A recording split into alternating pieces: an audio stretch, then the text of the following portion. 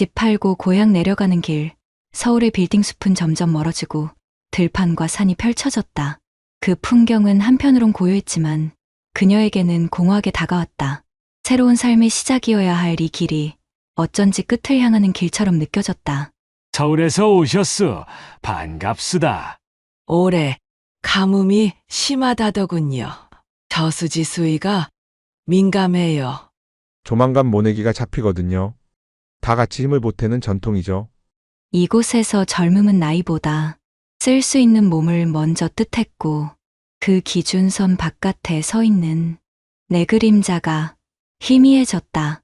구독, 좋아요 눌러주시면 영상 제작에 큰 힘이 됩니다. 지금부터 사연 시작합니다. 늦은 오후 창가에 앉은 그녀의 손끝이 떨리고 있었다. 서울에서의 마지막 날 한정숙은 서랍을 열어 오래된 교단 일기장을 꺼냈다. 70평생의 시간이 고스란히 묻어있는 책장이었고 그 속에는 교사로 살아온 기록이 빼곡히 남아 있었다. 칠판 앞에 서 있던 자신의 모습, 아이들의 웃음, 졸업식 날 건네받은 편지들, 모두가 눈부시게 빛났던 시절이었지만 이제 그 모든 것이 낯선 짐처럼 느껴졌다. 창문을 열자 서울의 매캐한 공기가 밀려 들어왔다. 도로를 가득 메운 자동차 소음, 멀리서 들려오는 공사장의 굉음. 이 도시가 그녀의 삶의 배경이었음에도 정숙의 가슴은 더 이상 안정을 찾지 못했다. 곧 이 집을 떠나야 한다는 사실이 몸을 무겁게 눌렀다. 남편 이상우는 이미 결심을 굳힌 듯 들뜬 표정으로 짐을 꾸리고 있었다. 서울에서 팔린 아파트의 가치는 15억. 그 돈으로 고향 집을 고치고 남은 돈은 노후를 대비하자고 남편은 말했다. 정숙은 남편의 눈빛이 아직도 소년 같다는 사실을 느꼈다. 하지만 그 눈빛은 동시에 그녀에게 불안의 씨앗을 심었다. 남편의 고향, 그녀에게는 낯설고 불편한 땅이었다. 평생을 서울에서만 살아온 그녀에게 고향이라는 단어는 그저 남편의 향수일 뿐이었다. 짐을 싸던 남편이 웃으며 말했다. 여보, 고향은 달라. 사람들도 정겹고 물가도 싸고 우리 같은 늙은이 살기엔 최고야. 정숙은 대답 대신 고개를 끄덕였지만 속마음은 달랐다. 정말 그럴까? 낯선 곳에서 내가 설 자리가 있을까? 오래된 아파트의 거실에는 여전히 지난 세월의 흔적이 남아 있었다. 액자 속 젊은 시절의 사진, 딸의 어린 시절, 그림, 손때 묻은 가구들. 그 모든 것이 그녀를 붙잡고 있었지만 떠나야 한다는 현실은 냉정했다. 짐을 옮기기 전날 밤 정숙은 책상에 앉아 딸 선희의 전화를 받았다. 엄마, 정말 내려가시는 거예요? 서울에서 편하게 사시면 되는데.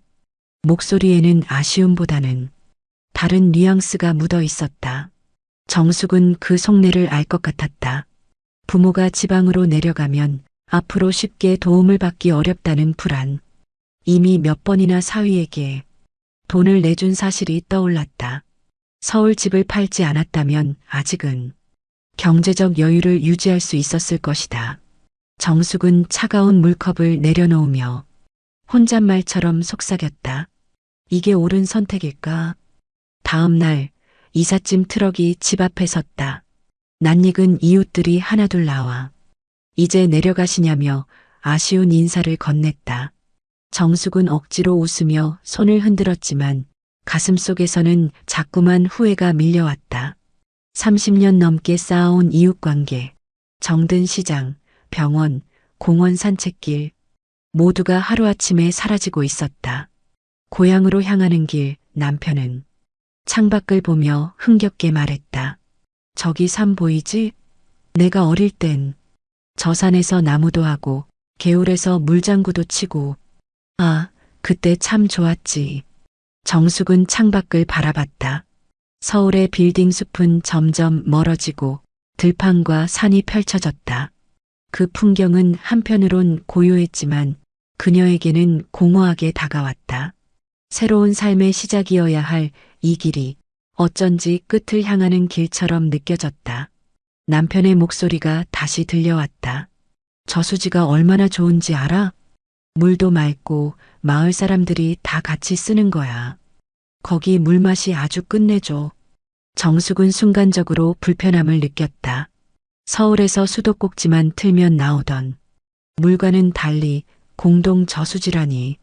게다가 남편은 집에 지하수 펌프까지 설치해 놓았다며 자랑했지만 그것이 이웃들과의 갈등 씨앗이 될 줄은 아직 몰랐다.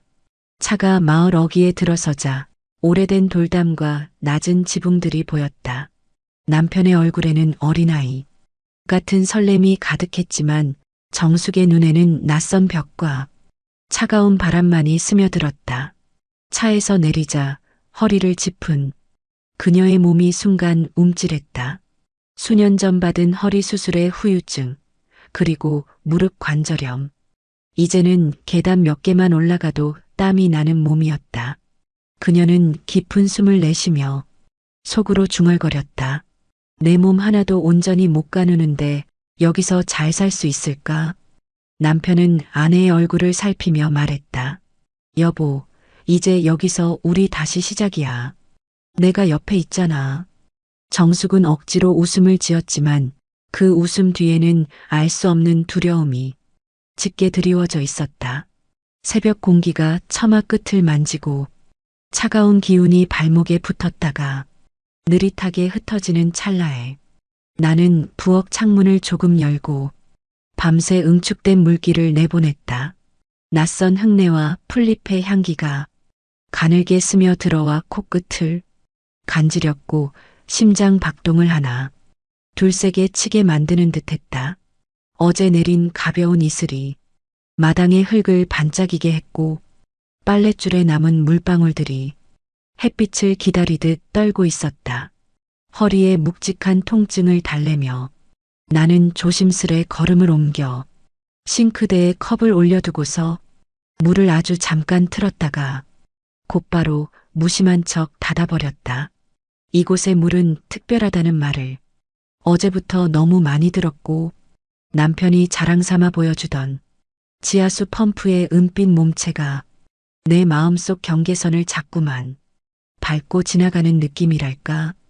대문이 삐걱 소리를 내며 천천히 열리는 기척이 들리고 앞치마를 맨 아주머니 둘과 모자를 눌러 쓴 사내 하나가 마당 돌길을 따라 들어왔다.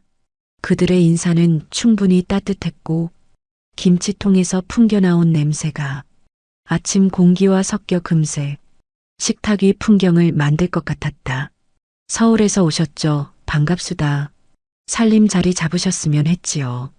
살가운 말결을 따라오는 눈빛이 어쩐지 펌프 쪽으로 가볍게 미끄러지듯 건너가 멈췄고 나는 시선을 피하려다 말고 그쪽을 같이 바라보게 되었다.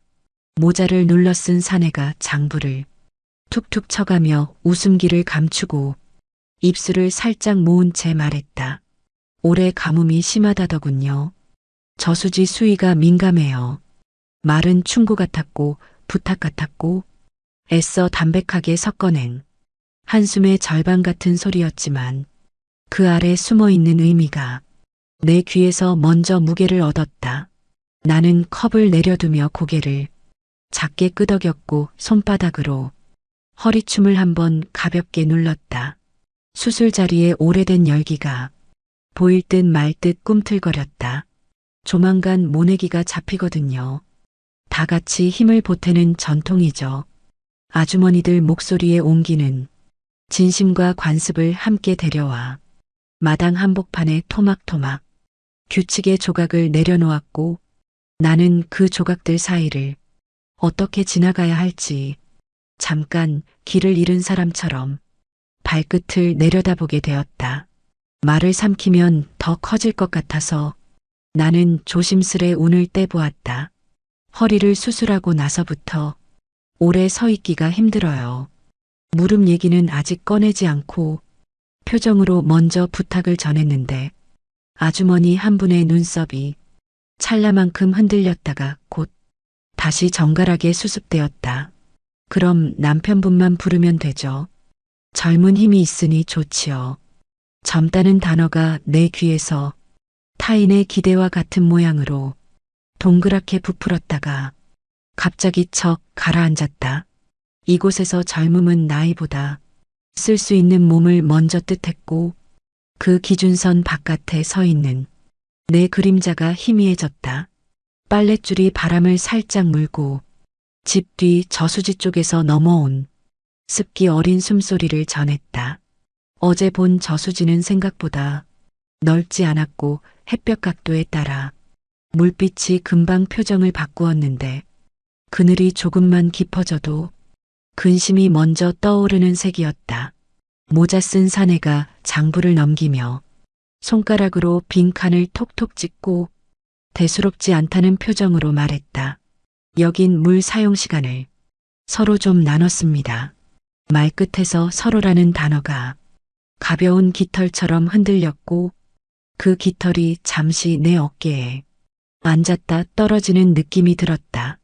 나는 남편이 말하던 서류와 설치 기사와 주고받은 문장들, 도장의 붉은 원을 떠올리며 대답을 준비했지만 입술이 말보다 먼저 마르는 바람에 옅은 웃음만 먼저 흘려보냈다. 필요하면 알려만 주시고요. 처음이 제일 어려운 법이지. 그 말이 위로인지 신호인지 나는 단정할 수 없었고 그럴 때마다 허리에 통증이 결정을 내리듯 찌르고 지나가 내 표정에 모서리를 무디게 했다. 남편이 목과 드라이버를 들고 현관에서 바삐 걸어 들어오며 상냥한 목소리로 인사를 건넸다. 아이고, 이장님도 오셨네요.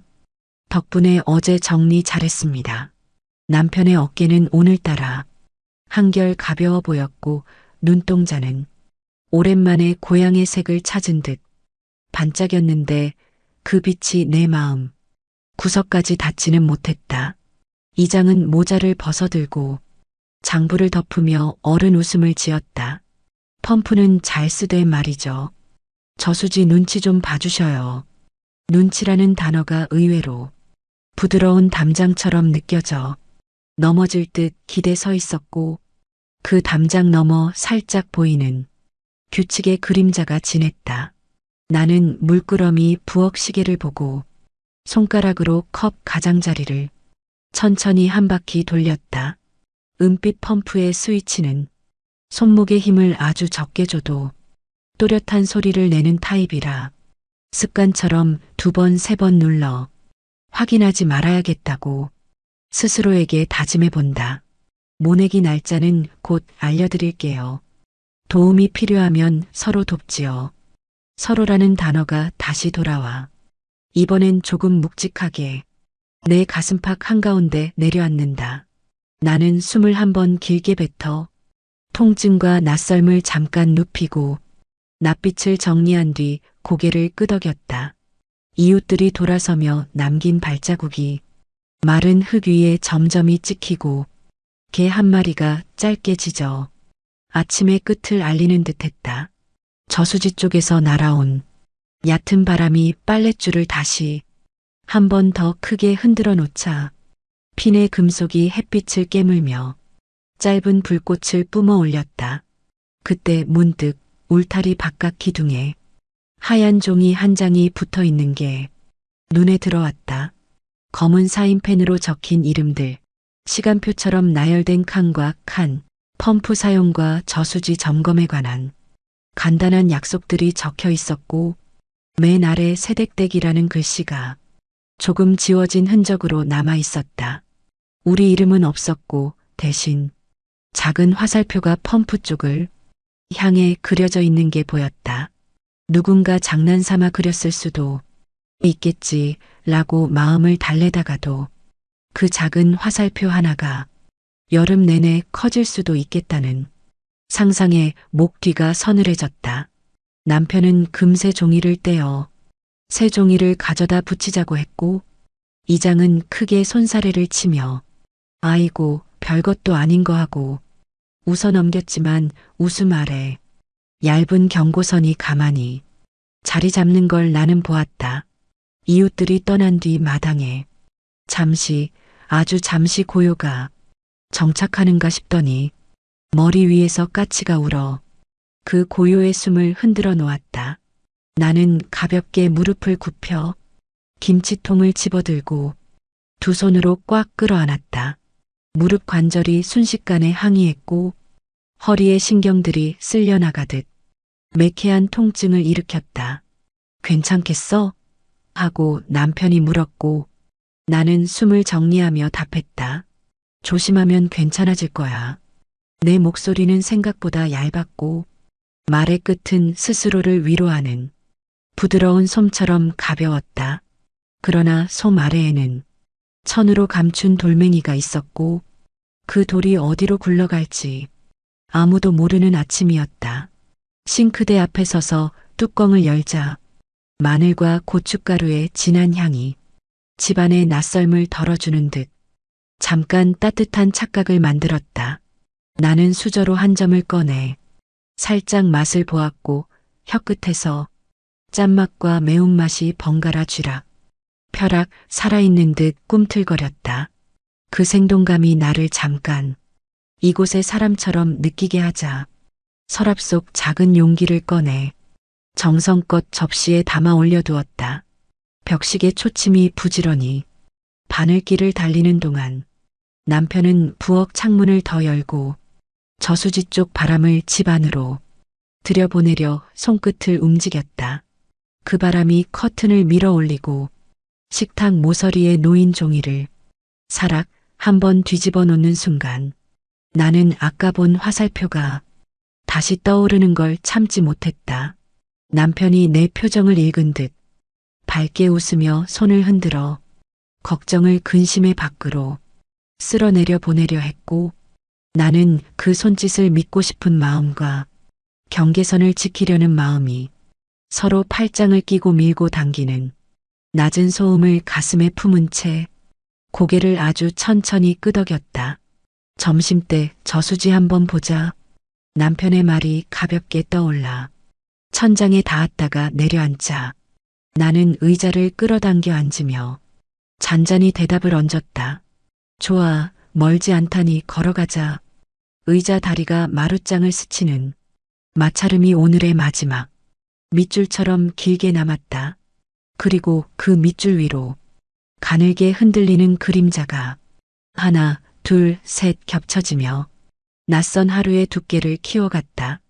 점심 무렵의 햇살이 천천히 마당을 가로질러 방 안으로 밀려 들어오자 공기가 묵직해 숨결조차 금방 달아오르는 듯 내 몸에 가벼운 땀이 번졌다. 나는 창문을 열어 바람을 맞고 작은 부채로 허공을 휘저으며 집안에 남아있는 비린 흙내를 조금이라도 밖으로 내보냈다. 남편은 마당에 나가 서 있었다. 낯선 흙바닥을 손끝으로 짚고 금세 어린아이 같은 표정을 짓더니 갑자기 크게 웃어 보였다. 이 돌 기억나? 어릴 적에 내가 여기서 자주 놀았지. 나는 고개를 끄덕이려다 말고 그의 웃음에 담긴 설렘 속에 섞이지 못하는 나를 느꼈다. 오후가 되자 마을 사람들이 하나둘 찾아와 인사를 건넸다. 낯익은 듯 친근한 남편의 친구들, 술 냄새가 묻은 웃음소리와 거친 손바닥으로 건네는 악수. 그들은 남편의 어깨를 치며 아이고 상훈이 왔구나 하고 반갑게 외쳤지만 그 말 끝엔 지금껏 오지 않았던 세월에 빈자리가 함께 묻어 있었다. 서울서 잘 먹고 잘 살다. 이제야 돌아온 거냐? 응? 농담 섞인 말투였지만 나는 그 속에서 묘한 비아냥을 구분해낼 수 있었다. 남편은 대수롭지 않은 듯 웃으며 이제라도 돌아왔으니 됐지 하고 말했지만 눈가에 번진 작은 흔들림을 나는 보았다. 술자리는 금세 무거워졌다. 친구들은 옛 이야기를 꺼냈고 논둑에서 뛰놀던 기억, 저수지에 발 담그던 여름날, 함께 장터에서 떡을 사 먹던 유년의 풍경이 흩날렸다. 그들은 지난 세월을 말했지만 남편의 자리는 오래 비어 있었고 그 공백이 곧 우리를 둘러싼 차가운 벽이 되어버렸다. 나는 그 자리에서 빠져나와 부엌에 앉아 창밖을 바라봤다. 멀리 딸 선희의 얼굴이 잠깐 스쳐 지나가는 듯했다. 그 아이가 결혼할 때도 아이를 낳아 키울 때도 나는 늘 곁에 있었지만 사위 박재호의 그림자가 언제부터인가 모든 대화를 뒤덮어버린 기억이 떠올랐다. 서울을 떠나기 전 마지막 날 재호는 술에 취한 목소리로 장모님 이번만 도와주십시오 하며 고개를 숙였었다. 이미 몇 번의 도움을 건넸지만 그의 손길은 또다시 내 앞에 가볍지 않게 내려앉았고 옆에서 딸은 침묵으로 그 부탁을 사실상 지지했다. 나는 그 순간 이별을 직감했다. 내게는 집과 이웃과 제자들의 시간이 쌓여 있었지만 딸에게는 오직 남편의 그림자가 삶의 무게로 다가왔던 모양이다. 그래서였을까 아파트를 팔아 그들에게 돈을 건네던 날 딸은 고맙다는 말보다 엄마 그래도 아버지 뜻대로 고향 내려가는 게 낫지 않아요? 하고 조심스레 물었던 것이다. 그 말이 아직도 귓가에 남아 오늘 낮의 햇살보다 더 뜨겁게 내 가슴을 파고들었다.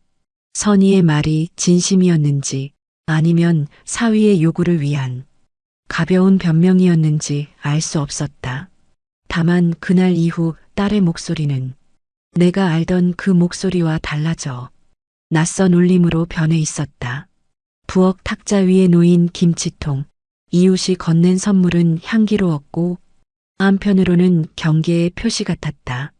서울 사람이라며 웃던 순간 그 웃음 뒤에 남겨진 간격이 마치 내 앞의 음식과도 같아서 맛을 보기도 전에 이미 목이 메어오는 기분이었다. 저녁 무렵 남편은 술 기운에 얼굴을 붉히며 돌아와 말했다. 여보, 친구들이 반가워하더군. 곧 다 잘 풀릴 거야. 나는 억지로 웃음을 지었지만 그의 말 뒤에는 공백이 길게 늘어서 있었다. 그 공백 속에서 나는 이미 내가 외지인이라는 사실을 다시 한번 또렷이 깨달았다. 해가 서쪽으로 기울 무렵 저수지 위엔 긴 그림자가 번진다. 바람은 물결을 스치며 잔잔한 파문을 여러 겹 만들어낸다. 나는 괜히 발길을 옮겨 둑길을 따라 걸음을 내딛는다. 낡은 회색 방 하나가 눈에 들어온다. 문 위에 붙은 공지 종이가 바람에 덜컥이며 흔들린다. 가까이 다가가니 글씨가 보인다. 매직으로 적힌 이름들 사이에 낯익은 두 글자가 섞여 있었다. 어제까진 없었던 우리 집 이름. 옆에는 붉은 동그라미 3개. 숨이 순간 멎는 것 같았다. 펌프 설치 전 날짜까지 기록돼 있어 마치 오래전부터 우리가 무단으로 물을 쓴 듯 남겨져 있었다. 손끝이 종이 위를 더듬는 동안 알코올 잉크 냄새가 희미하게 번진다. 나는 천천히 바인더를 열어본다. 사진 몇 장이 흩어져 있었다. 우리 집 울타리와 은색 펌프, 낯선 발목까지 찍힌 흔적이었다. 바지 끝단에 흰 줄 2개. 눈에 익은 문이라 더 불편하다. 누군가 우리 집을 몰래 지켜본 것, 그 사실이 등줄기를 서늘하게 적신다. 그때 둑길 아래서 웃음소리가 튄다. 익숙한 듯 낯선 두 사람의 대화가 내 귓가로 바람처럼 스며든다. 표는 붙였지? 오늘 안엔 마무리해야지. 나는 재빨리 바인더를 덮고 공지판 앞에 서서 숨을 고른다. 곧 그림자가 겹쳐져 다가왔다. 낮에 집에 찾아왔던 사내였다. 환하게 웃던 얼굴은 그대로인데 눈동자 속에 작은 미끄럼이 스쳤다. 산책 나오셨군요. 바람 돌기에 좋은 때죠. 그의 말이 부드럽게 흘렀지만 내 안에서는 돌멩이처럼 무겁게 남았다. 나는 말없이 고개만 끄덕인다. 그의 시선은 종이에 잠시 머물다. 이내 다시 내 얼굴로 돌아왔다. 뒤이어 이장이 모자를 벗으며 나타난다. 모래먼지를 털어내듯 담담한 표정. 요즘 가뭄이 심해져서 펌프는 자주 점검해 주셔야죠. 말투는 평평했지만 검문처럼 들려와 목이 말라왔다. 집으로 돌아오던 길, 울타리 밑에서 검은 호스를 봤다. 도랑 쪽으로 뻗은 고무간, 새것 같은 반질한 표면이 펌프 쪽을 향해 이어져 있었다. 누군가 고의로 설치한 흔적이었다. 손끝에 남은 촉감이 진실을 말했다. 심장은 두세 번 더 빠르게 뛰었다. 누구의 손길이었는지 생각은 사방으로 흩어졌다. 발소리가 가까워지자 나는 급히 호스를 뽑아 숨겼다. 무슨 일 찾으세요? 뒤에서 불쑥 들려온 목소리에 나는 놀라 억지 웃음을 지었다. 아니에요. 그냥 바람 쐬려 나왔어요. 말은 허공에 가볍게 떠올랐다. 곧 무게를 잃고 바닥으로 떨어졌다. 집에 돌아와 대문을 닫는 순간 차가운 금속 감촉이 손바닥에 박혔다. 부엌 불빛이 창문을 적시며 짧은 위안을 던져주었다. 그러나 내 마음속에는 여전히 붉은 동그라미와 검은 화살표가 계속해서 맴돌고 있었다. 익숙했던 얼굴들이 낯설어지고 낯설미 불안으로 이어졌다. 그 불안은 집안 공기를 조용히 갉아먹었다. 저녁 무렵이 되자 마당에 긴 그림자가 눌렀다. 부엌 창문에 불빛이 켜지고 솥뚜껑이 달그락거렸다. 나는 국자를 휘저으며 낯선 공기의 무게를 견뎠다. 남편은 여전히 들떠 있었다.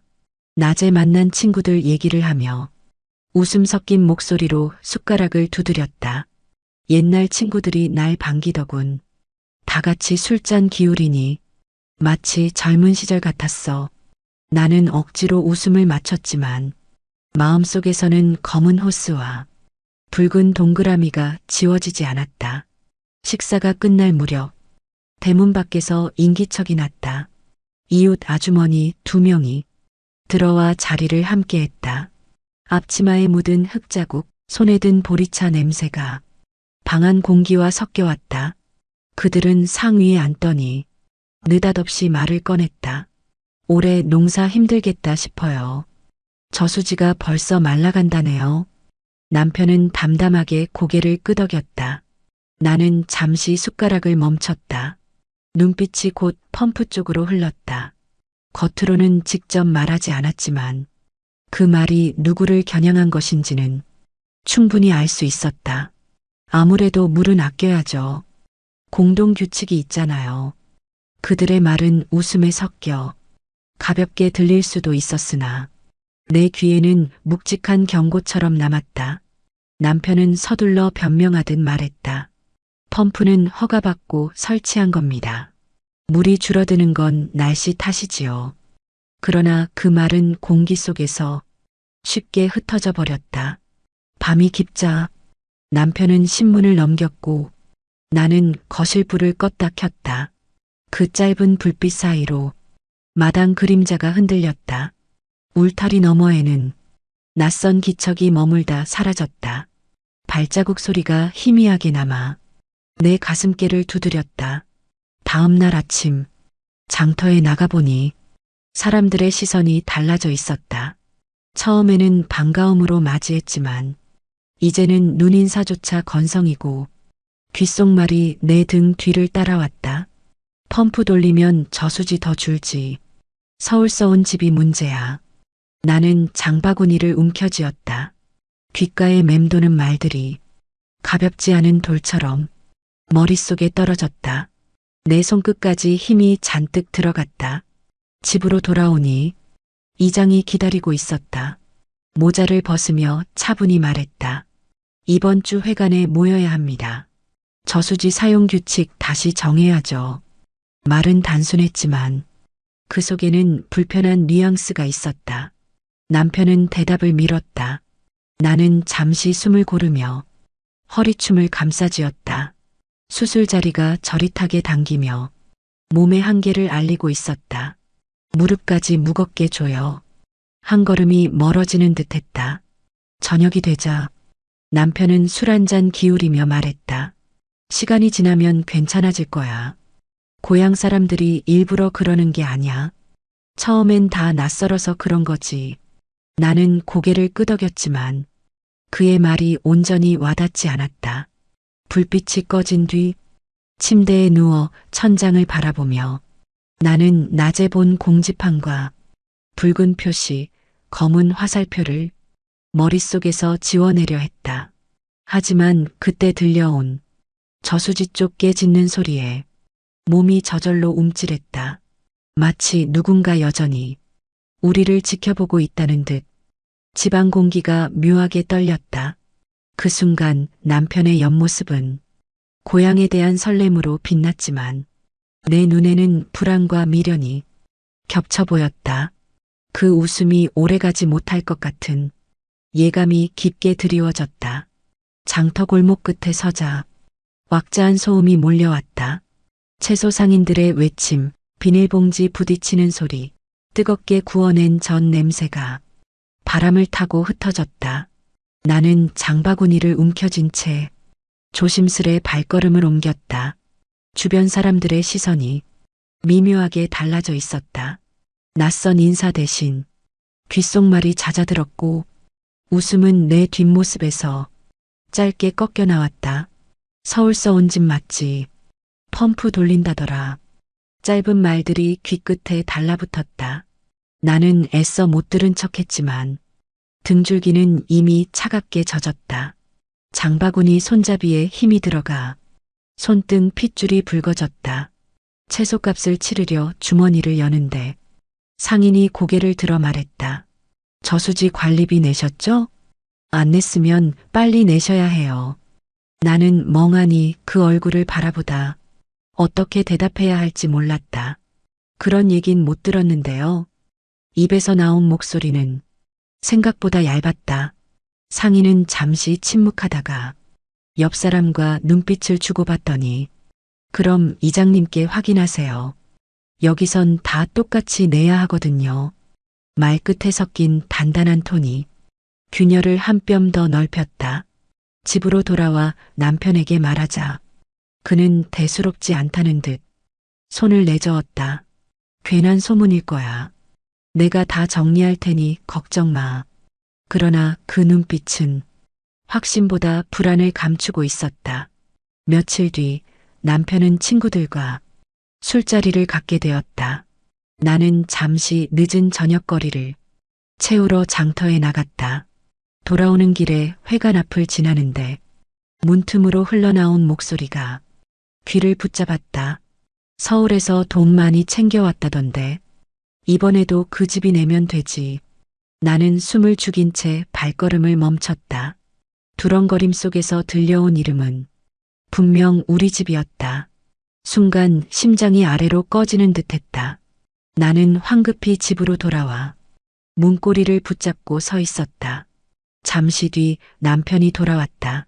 얼굴은 붉었고 어깨는 힘없이 축 처져 있었다.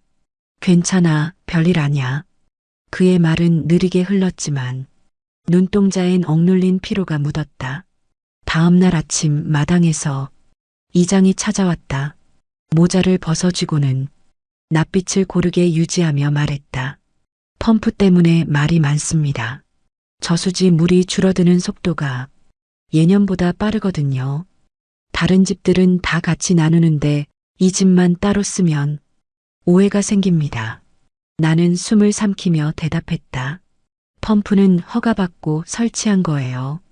저희가 욕심부린 건 아니에요. 이장은 웃음을 지었지만 그 웃음은 금방 사라졌다. 허가야 그렇다 해도 마을 정서라는 게 있지요. 서울식으론 이해 안 될 겁니다. 그의 말은 겉으로 담담했지만 속뜻은 뚜렷했다.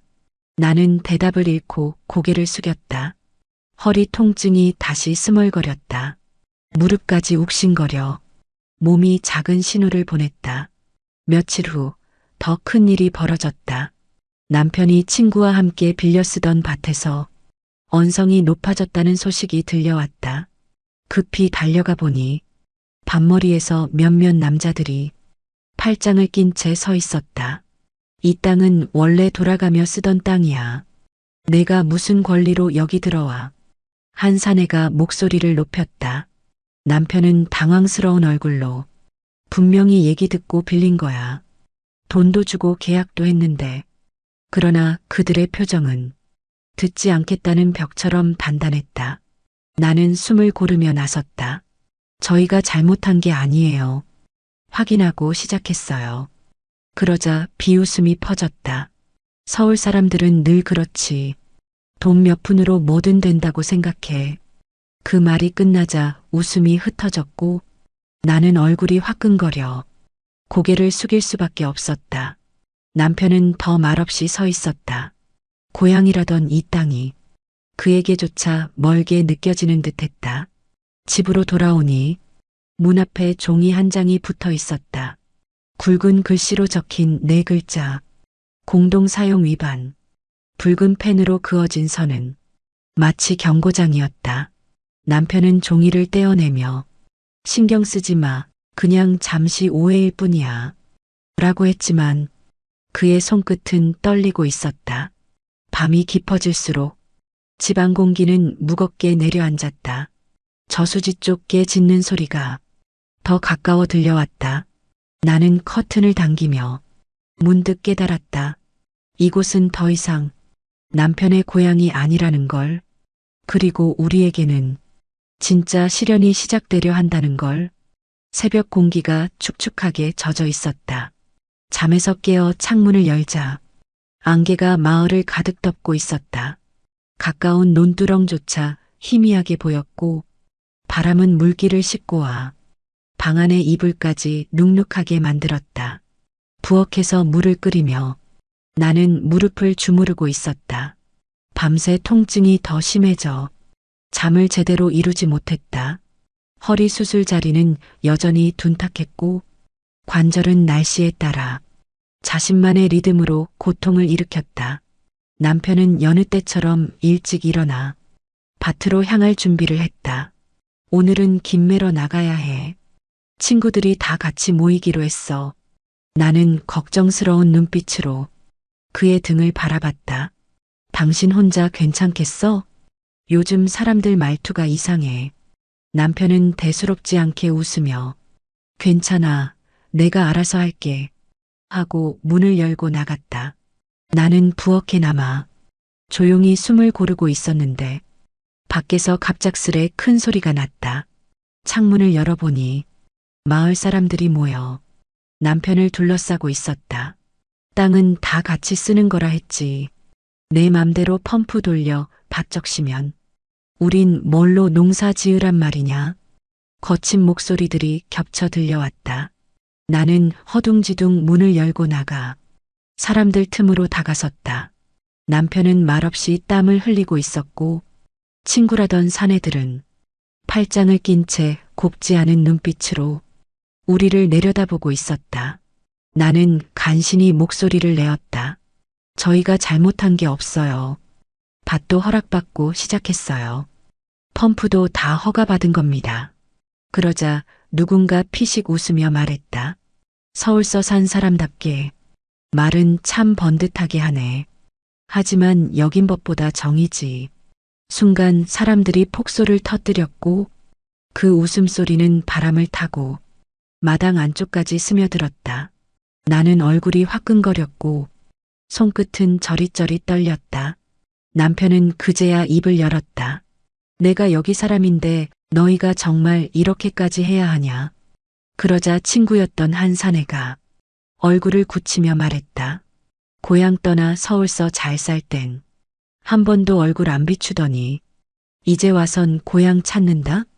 그걸 우리가 곱게 보겠냐. 그 말은 화살처럼 날아와 남편의 어깨를 깊게 꿰뚫었다. 나는 그 표정을 보고 숨이 막혀 말을 잃었다. 그 순간 우리가 외지인이라는 사실이 더 이상 부정할 수 없는 현실이 되었다. 사람들은 흩어졌지만 등 뒤의 웃음소리가 끝까지 따라붙었다. 남편은 말없이 집 안으로 들어와 작은 의자에 앉아 고개를 떨궜다. 나는 조심스레 다가가 그의 손을 잡으려 했지만 그 손은 이미 차갑게 식어 있었다. 그날 오후 이장은 우리 집을 찾아왔다. 종이 한 장을 내밀며 말했다. 다음 주 김장날 모두 나와야 합니다. 한 사람 빠지면 안 됩니다. 특히 새로 들어온 집은 열심히 해야 신뢰를 얻지요. 나는 순간 말문이 막혔다. 허리와 무릎이 아픈 내 몸으로 그런 일을 감당할 수 없다는 건 누가 봐도 명백한 사실이었다. 그러나 이장은 내 표정을 읽더니 슬쩍 비웃듯 말했다. 서울서는 돈으로 해결했겠지만 여긴 다 같이 땀 흘리는 곳입니다. 나는 대답을 하지 못한 채 종이를 받아들고 서 있었다. 손끝에 닿은 종이의 두께가 돌덩이처럼 무겁게 느껴졌다. 며칠 뒤 김장날이 다가왔다. 마을 사람들은 새벽부터 모여 배추를 쌓아놓고 칼을 움직였다. 나는 작은 장갑을 끼고 배추를 옮겨보려 했지만 허리가 금세 시큰거려 숨을 제대로 고를 수 없었다. 아이고, 저보게 서울 사람이라 그런가. 힘 한 번 제대로 못 쓰네. 뒷말은 웃음으로 덮였지만 그 웃음은 조롱처럼 들렸다. 나는 애써 미소를 지었지만 눈가가 뜨겁게 젖어왔다. 남편은 옆에서 땀을 뻘뻘 흘리며 사람들 사이에 끼어 있었다. 하지만 그의 표정에는 예전의 환한 기운은 없었다. 오히려 더 작은 그림자가 눈가에 드리워져 있었다. 일을 마치고 집으로 돌아오자 온몸은 무겁게 가라앉았다. 허리와 무릎은 더 아프게 울렸다. 나는 침대에 앉아 창문을 보았다. 저수지 위에 어둠이 내려앉았고 바람은 낮보다 차갑게 불었다. 남편이 옆에 앉아 조용히 내 어깨를 두드렸다. 조금만 참아. 곧 다 괜찮아질 거야. 그러나 그의 목소리조차 예전만큼 힘이 없었다. 나는 고개를 끄덕였지만 눈빛은 멀리 다른 곳을 보고 있었다. 아침 공기가 눅눅했다. 창틀에 물방울 맺히고 부엌 바닥이 서늘했다. 나는 주전자 불을 줄여 김이 조용히 올라오게 두고 허리춤을 한번 만졌다. 밤새 이어진 통증이 아침까지 스며 있었다. 남편은 말없이 양말을 신었다. 눈빛이 어딘가 멀었다. 회관에 다녀올게 하고 문고리를 살짝 돌렸다. 그 손끝이 작게 떨렸다. 나는 따라가겠다고 했다. 혼자선 힘들 것 같아 하고 신발장 앞에서 숨을 삼켰다. 회관 앞에는 사람들이 모였다. 낡은 선풍기가 드르륵 돌고 습한 공기가 끈처럼 엉켰다. 벽에는 공지종이가 새로 붙고 붉은 표시들이 늘어 있었다. 펌프, 방류, 시간표, 점검. 낱말들이 진하게 박혔다. 마치 도장처럼 찍혀 있었다. 이장이 차분히 말했다. 저수지 사정이 나쁩니다. 이번 주부터 시간제 실시죠. 외부 취수는 반드시 신고요. 외부라는 단어가 느리게 우리 쪽으로 기울어 왔다.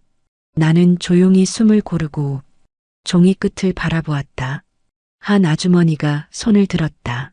앞치마 끈을 더 조여매며 새로 온 집 있잖아요. 그 댁은 펌프도 있으니 시간을 더 줄여야 해요.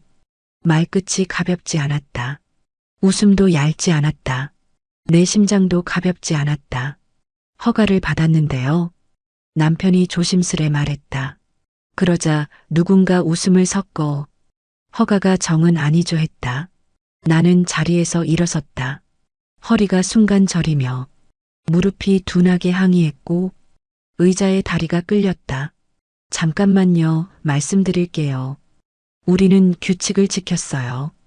펌프는 허가받았고 물도 아껴 쓰고 있어요. 저도 몸이 안 좋아요. 허리 수술 뒤라 오래 못 써요. 무릎도 좋지 않아서 노동을 마음대로 못해요. 말이 끝나기도 전에 작은 웅성거림이 들렸다. 뒤쪽에서 누군가 낮게 여긴 다 같이 일해요. 아프면 쉬면 되지 했다. 쉬면 되는 그 말이 나를 쉬게 하지 않았다. 마음이 먼저 주저앉았다. 이장은 고개를 끄덕였다. 서로 이해해야죠 하지만 공동체는 함께가 우선이죠. 함께라는 말이 무겁게 방안을 한 바퀴 돌았다. 내 어깨 위에서 멈추고 다시 종이로 흘러갔다. 숨이 어지럽게 흔들렸다. 나는 종이 앞으로 다가가 붉은 동그라미를 가리켰다. 이건 누가 적었나요? 펌프 설치 전 기록까지 우리 이름이 적혀 있어요. 어제 공지엔 없던 글씨예요. 그날 사진도 있었죠. 낯선 발목이 찍혀 있었죠. 사람들의 고개가 서로 부딪혔다. 누군가 장난 아니야? 하고 또 다른 이가 표가 필요해 했다. 표라는 말이 표적처럼 내 등 뒤를 둥글게 그렸다. 나는 등을 펴려 했지만 허리가 먼저 울부짖고 무릎이 바닥을 당겼다. 이건 오해가 아니에요. 우릴 지켜보는 시선이 너무 선명해졌어요. 저수지와 펌프 사이에 사람의 마음이 걸려 있어요. 물을 나눠 쓰는 일이라면 말로 나눕시다 확인하고요. 그런데 표가 먼저 오네요. 목소리가 내 의지보다 조금 더 앞질러 나갔다. 내 안의 공기가 탁해지고 가슴이 작은 북처럼 울렸다. 나는 팔꿈치를 한번 쥐고 발끝을 곧게 세웠다. 말의 중심을 잃지 않으려 내 몸을 안쪽에서 붙들었다. 그때 뒤편에서 낮은 웃음, 낯익은 악센트가 스쳤다. 서울선 다 돈이지 뭐. 그래도 정 붙이자고 왔다며 말의 껍질을 벗기면 조롱의 알맹이가 드러났다. 나는 회관의 먼지 냄새와 마른 나무 냄새를 들이마셨다. 돈으로 오지 않았어요. 우리는 여기 살러 왔어요. 여기서 늙고 여기서 숨 쉬려고 내려왔어요. 그러니까 사람으로 대해요. 우린 이곳에 사람으로 왔어요. 마지막 문장에 이르자 목이 뜨겁게 차올랐다. 순간 방 안이 조용해졌다. 선풍기 소리만 이어졌다. 종이 모서리가 팔랑이며 내 어깨를 스쳐 지나갔다. 잠깐의 정적을 깨듯 누군가 작은 박수 2번. 좋은 말씀이네. 그런데요. 규칙은 규칙이죠. 그쵸? 말의 전환이 빠르게 감정의 불씨를 훑었다. 내 안쪽에서 들끓던 것들이 한꺼번에 올라왔다. 나는 숨을 한번 길게 쉬고 다시 말했다. 더 또렷하게 그 규칙의 시작을 함께 정하자고요. 내일 새벽 수위 재고 자료를 같이 적읍시다. 펌프 사용 시간도 교대로 공개합시다. 누가 언제 틀었는지 서로 확인 가능한 표 좋죠. 그럼 의심은 줄어요. 낙인도 줄어들어요. 일순 사람들의 눈이 흔들렸다. 이장은 입술을 한번 깨물고 그렇게 하지요 라고 했다. 하지만 뒤쪽 구석에서 낯익은 그림자 하나가 고개를 조금 저었다. 그 작은 제스처 하나가 내 가슴을 다시 당겼다. 낯설미 처음 우리 집에 들어오던 날의 속도로 또다시 안쪽으로 번졌다. 나는 등줄기로 흘러내린 땀의 차가운 선을 느꼈다. 허리의 통증은 불씨였고 무릎의 욱신거림은 불길의 방향 같았다. 회의가 끝나갈 무렵 남편이 자리에서 일어섰다. 여러분 부탁합니다. 오해를 풀고 싶습니다. 제가 어릴 적 이곳에서 정도 많이 받았습니다. 그 기억을 믿고 왔습니다.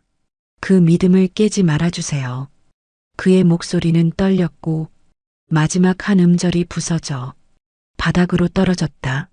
나는 의자 등받이를 잡고 휘청이는 몸을 세웠다. 사람들의 눈동자 속에서 잠깐의 연민이 스쳤고 곧바로 굳은 표정이 돌아왔다. 회관을 나서자 햇빛이 들이쳤다. 눈앞이 하얗게 번졌다. 나는 담장 그림자 곁에 서서 허리를 짧게 펴보았다. 그러나 통증은 통증대로, 말은 말대로 남아 있었다. 바람이 뺨을 스치자 눈물이 먼저 반응했다. 남편이 조심스레 물었다. 괜찮겠어. 조금 쉬자. 나는 대답 대신 고개만 아주 천천히 끄덕였다. 말을 덧대면 무너질 것 같아. 입술을 손등으로 눌렀다. 그 단단한 압력이 겨우 눈물의 문을 닫아주었다. 집으로 돌아오는 길, 저수지 위에 햇빛이 뒤엉켜 물비늘이 작게 부서졌다. 그 빛이 예쁘다고 아름답다고 말하고 싶었는데 입술은 다른 말들을 먼저 떠올리고 있었다. 의심, 표적, 낙인, 그리고 버팀. 대문을 닫자 공기가 바뀌었다. 부엌의 그릇들이 조용했다. 나는 싱크대에 손을 대고 한참이나 숨을 골랐다. 심장이 크게 2번 뛰고 이내 천천히 작아졌다. 그때 전화 진동이 울려 탁자 위를 가볍게 두드렸다. 화면에 딸 이름이 떴다. 나는 손가락을 멈추고 잠시 눈을 감았다가 통화를 눌렀다. 아주 천천히. 엄마 바빠? 잠깐만. 딸의 숨이 얇게 들렸다. 뒤에서 낯선 서걱거림이 짧게 섞여 들어왔다. 거긴 어때? 잘 지내? 그 동네 사람들 괜찮아? 나는 대답을 망설였다. 괜찮다고 하면 거짓말이고 괜찮지 않다고 하면 또 다른 말들이 이어질 것 같아. 허리를 짚은 손을 풀며 조심스럽게 말을 꺼냈다. 조금 힘들어. 그래도 버텨보려고 해 하고 말의 끝을 낮췄다. 그러자 딸이 한숨을 쉬며 조금 더 가까이 붙었다. 엄마, 사실 말인데. 그 순간 뒤에서 문 여닫는 남편의 발소리가 겹쳤다. 나는 전화를 잠시 가렸다. 남편의 표정을 훔쳐보았다. 그 눈동자엔 고단함과 미안함이 섞여 있었다. 괜찮아? 하고 묻는 입모양이 작게 흔들렸다. 나는 고개를 끄덕이고 다시 전화에 귀를 댔다. 엄마, 다음 달에 말이야. 조금만, 정말 조금만. 도움이 필요해. 라는 딸의 목소리가 미끄러졌다. 나는 아무 말도 못했다. 입술이 붙어 떨어지지 않았다. 방금 회관에서 삼킨 말들이 가슴에 고여 무거웠다. 엄마, 듣고 있어? 딸의 목소리가 닿았고 나는 겨우 짧게 대답했다. 응, 듣고 있어 하고 탁자 모서리를 손으로 세게 쥐었다가 풀었다.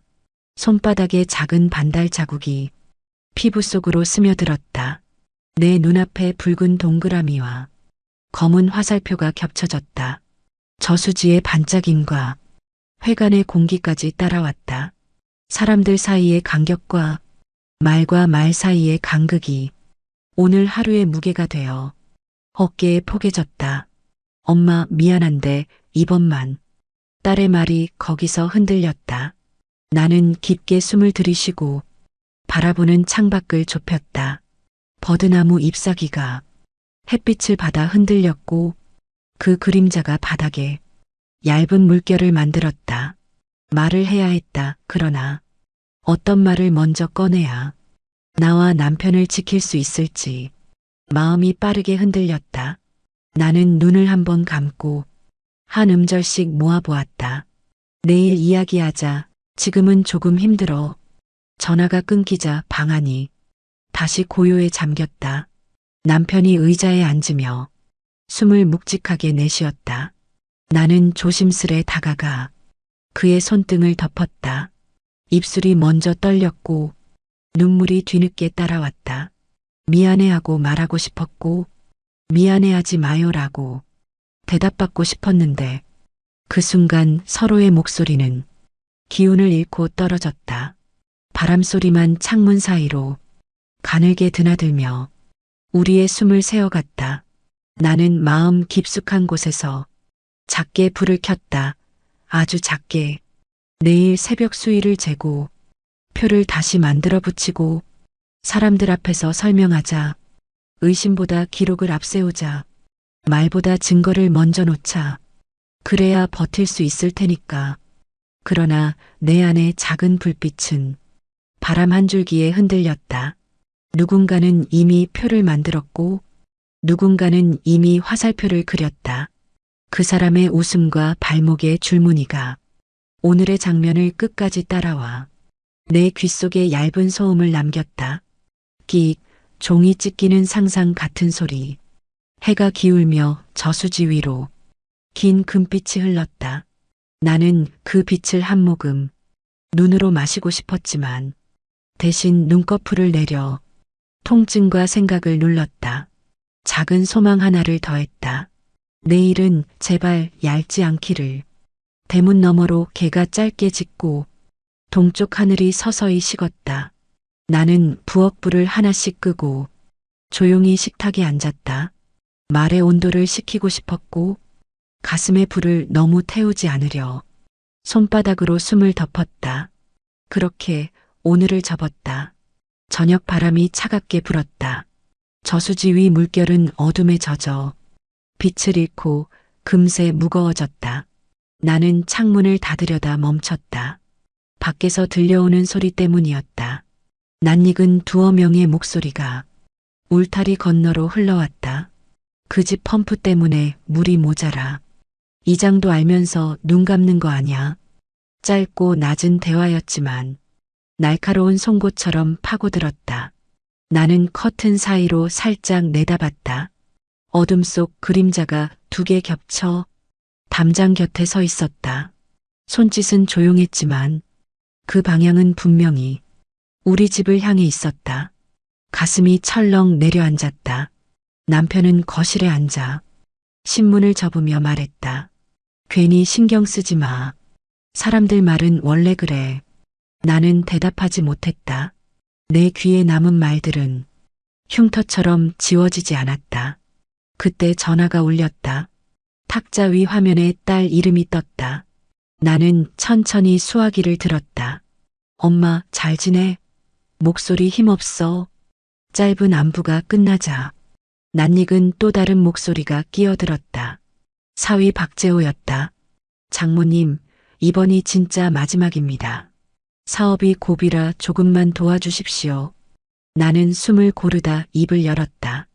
재호야, 너희한테 이미 많이 줬어. 서울집 팔고 준 돈 기억 안 나니? 너희 때문에 여길 떠난 거야. 전화기 너머로 침묵이 흘렀다. 그리고 곧 딸의 목소리가 이어졌다. 엄마 사실 그 돈 대부분 재호 사업에 들어갔어. 처음부터 우리가 다 상의한 거야. 엄마 미안해. 순간 세상이 멎는 듯했다. 나는 의자를 붙잡고 흔들렸다. 뭐라고 했니, 선이야? 처음부터 내가 동의했다니. 내 목소리가 갈라졌다. 딸은 울먹이며 말했다. 엄마, 우리도 살려고 그런 거야. 엄마 집 한 돈이 아니었으면 우린 진작 무너졌어. 나는 입술을 깨물었다. 혈관이 뜨겁게 튀었다. 그럼 처음부터 다 알고도 아버지 생일날 가만히 있었던 거니? 내가 침묵한 이유가 그거였어? 말이 목구멍에서 돌처럼 굴렀다. 전화기 넘어 울음이 새어나왔다. 엄마 미안해. 정말 미안해. 남편이 내 손에서 전화를 빼앗아 떨리는 목소리로 말했다. 그만해라. 아버진 괜찮다. 너희 잘 되길 바랄 뿐이다. 그의 목소리는 따뜻했지만 나는 그 온기를 느낄 수 없었다. 가슴 깊은 곳에 얼음이 번졌다. 전화를 끊고 집안은 고요했다. 남편은 말없이 창밖을 보았다. 그 눈빛엔 자책과 체념이 섞였다. 나는 그 옆모습을 보며 더 이상 참고 있을 수 없었다. 여보, 이게 괜찮다고? 우린 배신당한 거야. 딸이, 내가 지켜온 딸이 우릴 이렇게 만들었어. 내 목소리는 울음과 함께 갈라졌다. 남편은 손을 떨며 말했다. 선이는 우리 딸이야. 그걸로 충분하지 않나. 나는 고개를 저었다. 눈물이 뜨겁게 흘렀다. 피부치라는 게 무슨 의미야. 우리 인생을 팔아넘긴 게 딸이라는 사실이 더 아파. 순간 밖에서 큰 소리가 났다. 문을 열고 나가니 마을 사람들이 회관 앞에 모여 웅성거리고 있었다. 이장이 손에 종이를 들고 큰 목소리로 말했다. 이제 결정합시다. 펌프 사용을 제한해야 해요. 서울서 온 집이 기준을 넘어섰습니다. 여러 사람의 고개가 끄덕였다. 나는 주저앉을 뻔했다. 남편은 곧장 앞으로 나섰다. 저희는 규칙을 지켰습니다. 허가도 다 받았습니다. 왜 우리만 탓하십니까? 그러자 한 사내가 비웃으며 말했다. 내가 규칙을 말할 자격 있어? 서울서 잘 살다 이제 와서 고향 찾는 게 진심이라 생각해? 웃음소리가 터져 나왔다. 나는 참았던 눈물을 쏟았다. 사람들의 시선이 한꺼번에 몰려와 나를 짓눌렀다.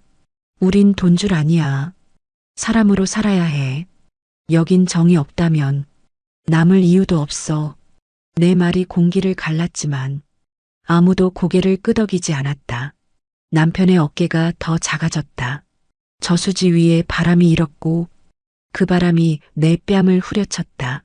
배신과 조롱이 한꺼번에 내 가슴을 짓눌렀다. 나는 두 손으로 얼굴을 가렸다. 밤새도록 잠을 이루지 못했다.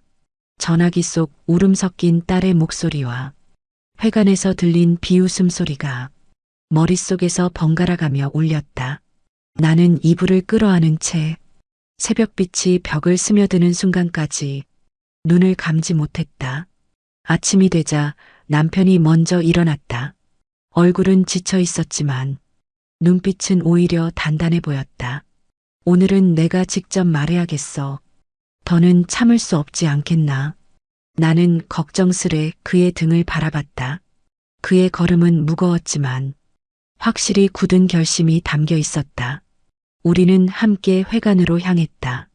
마을 사람들은 이미 모여 있었다. 어제와 달리 공기는 조금 차분했고 사람들의 눈빛도 덜 날카로웠다. 이장은 종이를 내려놓으며 말했다.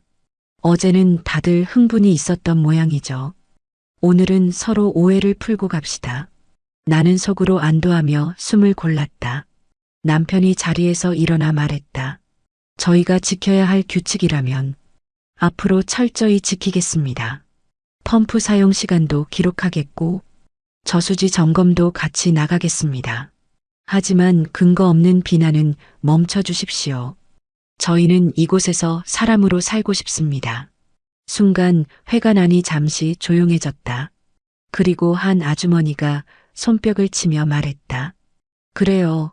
그렇게 하면 되지요. 우리도 괜히 의심이 앞섰네요. 다른 몇 명도 고개를 끄덕였다. 처음엔 낯설어서 그런 거지. 이제 알면 되는 거 아니겠소. 공기는 갑자기 풀리기 시작했다. 이장도 미소를 지으며 말했다. 그럼 이번 주부터 새로 기록합시다. 서로 번갈아 확인하면 되겠네요. 나는 순간 눈물이 핑 돌았다.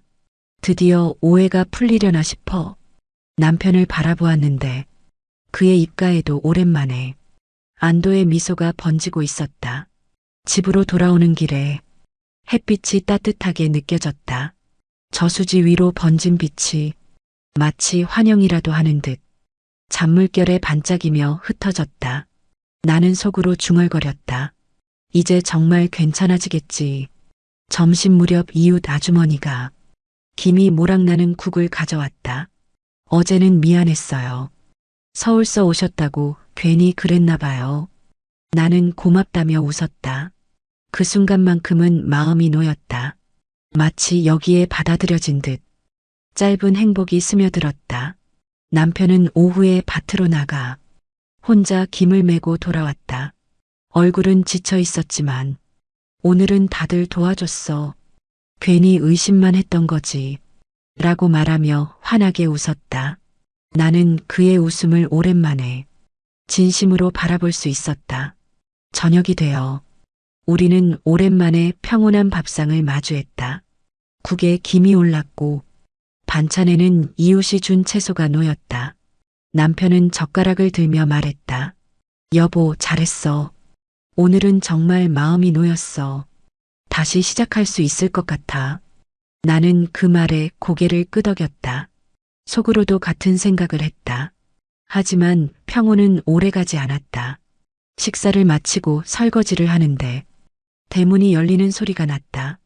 누군가 발걸음을 들이고 들어왔다. 이장이 봉투 하나를 내밀며 말했다.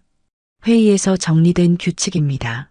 읽어보시고 서명해 주셔야 합니다. 나는 봉투를 받아들고 펼쳤다. 눈에 들어온 첫 줄에서 손끝이 차갑게 굳었다. 거기엔 이렇게 적혀 있었다. 펌프 사용 제한 해당 가구 주 2회. 시간은 오전 6시 7시로 한정. 그뿐만이 아니었다. 저수지 관리 특별 분담금, 해당 가구 매월 30만 원 납부. 나는 봉투를 떨어뜨릴 뻔했다. 이게 뭐죠? 분담금이라니요. 다른 집들은 얼마 내는데요? 이장은 시선을 피하며 말했다. 다른 집은 10,000원, 20,000원 정도죠. 하지만 펌프가 있으니 특별히. 그의 말은 끝까지 이어지지 않았다. 내 머릿속에선 이미 사람들의 웃음소리와 귓속말이 겹쳐 흘러들었다. 안도는 한순간이었고 새로운 굴레가 이미 우리 목을 죄기 시작했다. 남편은 침묵 속에서 종이를 바라봤다. 눈동자에 미묘한 떨림이 있었다. 나는 속으로 외쳤다. 아니야, 이건 화해가 아니야. 처음부터 우릴 사람 아닌 돈줄로 본 거였어. 밤 공기가 차갑게 내렸다. 창문을 닫아도 바람이 스며들었다. 식탁 위 서류 봉투가 아직도 그 자리에 그대로 놓여 있었다. 남편은 손으로 서명을 하려다 몇 번이나 펜을 놓았다 들었다 했다. 나는 옆에서 그의 손을 잡으며 잠깐만, 이건 너무 부당해요. 라고 말했지만 목소리는 떨렸다. 남편은 잠시 나를 바라보다 이제 더는 버티기 힘들어. 싸우는 것도 설명하는 것도 모두 지쳐버렸어. 하고 고개를 떨궜다. 그의 어깨는 전보다 더 작아 보였고 숨소리조차 버겁게 흔들렸다. 그때 현관을 두드리는 소리가 났다. 이웃 몇 명이 함께 들어왔다. 손에는 작은 상자와 종이가 들려 있었다. 이건 규칙이니까 받아들이셔야 해요. 이장의 목소리는 담담했지만 그 담담함 속에서 차가운 냉기가 퍼졌다. 남편은 종이를 받아들고 사인을 하려는 순간이었다. 창밖에서 갑자기 휴대폰 불빛이 여럿 반짝이며 비쳤다. 나는 본능적으로 커튼을 젖히고 보았다. 울타리 너머로 사람들이 서 있었고 그들의 손에는 모두 휴대폰이 들려 있었다. 렌즈가 번쩍이며 우리 집을 겨냥했다. 뭘 하는 거예요? 내가 외치자 이웃 중 하나가 말했다. 증거를 남기는 거지. 서울 집 팔고 돈 들고 내려와. 펌프로 저수지 말린 사람들이라고 다들 알고 있어야 하니까. 그 말이 끝나자 웃음이 터졌다. 그 웃음은 밤 공기를 갈라 우리 집 안으로 깊숙이 스며들었다. 남편의 눈빛이 흔들리며 부서졌다. 나는 그 순간 숨이 막혀 손으로 가슴을 세게 눌렀다. 이장은 종이를 탁자 위에 올려놓고 사인만 하시면 조용해질 겁니다. 하고 말했다. 남편은 떨리는 손으로 펜을 들었다. 나는 그의 손목을 붙잡고 아니, 이건 함정이야 하고 말했지만 그의 눈빛은 이미 굴복해 있었다. 그때 전화가 울렸다. 탁자 위 화면에 딸의 이름이 떴다. 나는 망설이다 전화를 받았다. 엄마, 아직 서명 안 했지? 딸의 목소리는 서두르는 듯 급했다. 제발 서명하지 마. 사실은 엄마한테 말 못한 게 있어. 순간 방 안의 공기가 멎었다. 나는 수화기를 꼭 붙잡고 물었다. 뭔데? 무슨 말이야, 선이야? 딸은 흐느끼듯 말했다. 사실 회관 규칙이니 뭐니 하는 거 재호가 이장이랑 만든 거야. 우리 그 돈 필요했어. 엄마 아빠 집 한 돈도 모자라서 더 끌어오려고 한 거야.